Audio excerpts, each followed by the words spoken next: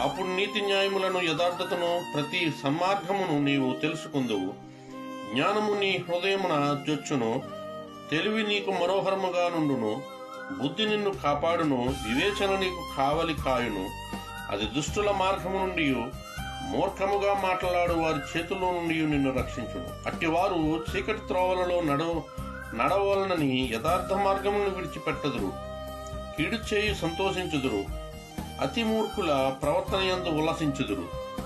వారు నడుచుకుని త్రోవలు వంకరివి, వారు కుటిల వర్తనులు.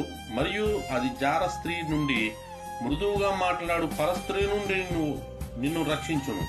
అట్టి స్త్రీ తన యవన కాలపు ప్రియుని విడిచినది, తన దేవుని నిబంధనను మరుచున్నది. దాని ఇల్లు మృత్యువు నొద్దకు దారి తీయును, అది నడుచు త్రోవలు ప్రేతల యొద్దకు చేరును. దాని యొద్దకు పోవారిలో ఎవరునూ తిరిగిరారు. జీవ మార్గములు వారికి దక్కవు.